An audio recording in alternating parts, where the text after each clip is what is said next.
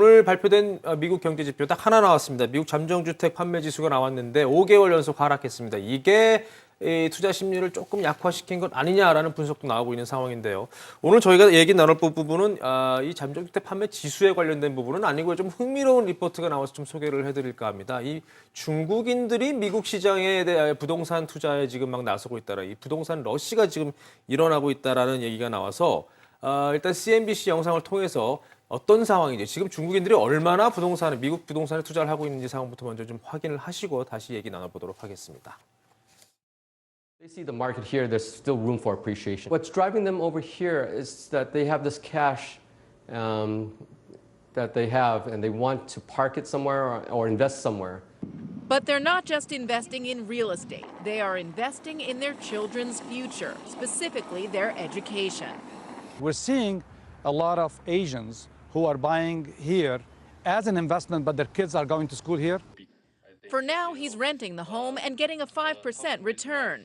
But over in the new Great Park Neighborhoods development, big U.S. builders like Lennar, Pulte, Ryland, and K. Hovnanian are rushing to cash in, even employing the multi-generational floor plans and feng shui designs that Chinese buyers want.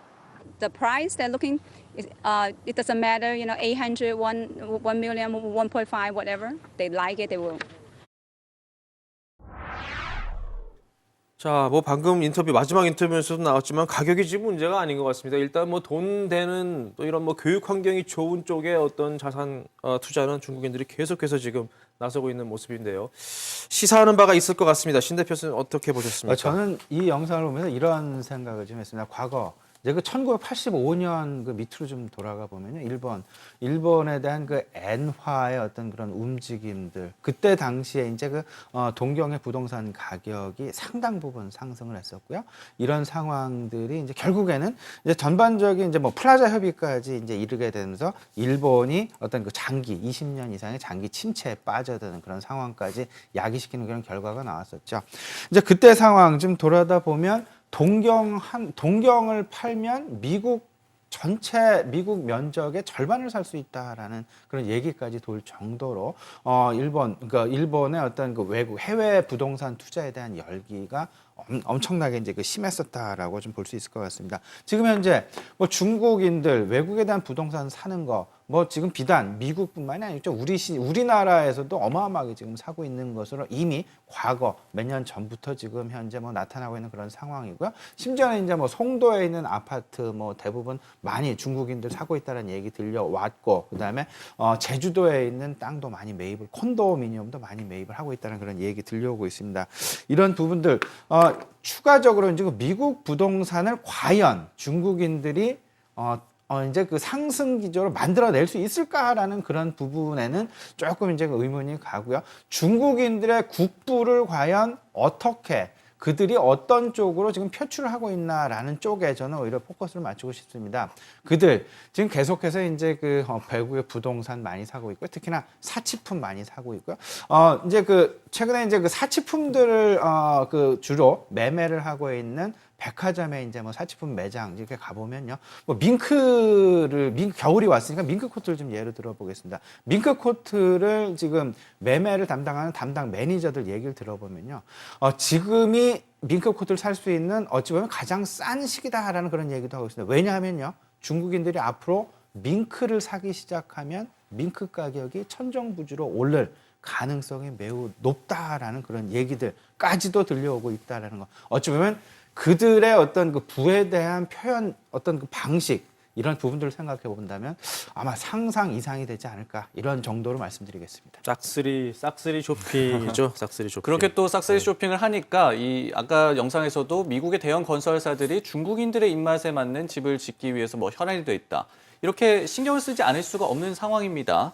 그렇다면 박형현 팀장께서는 제가 생각할 때는 중국인들이 이 미국의 부동산에 투자하는 것, 이렇게 건설 붐을 일으킨다든지 가격 상승을 일으킨다든지 조금 부동산 경기 활성화에 도움이 될 것 같기도 한데, 신 대표께서 또 지적하신 우리나라에 대한 중국인들의 투자 좀 관련해서 분석을 내주신다면요.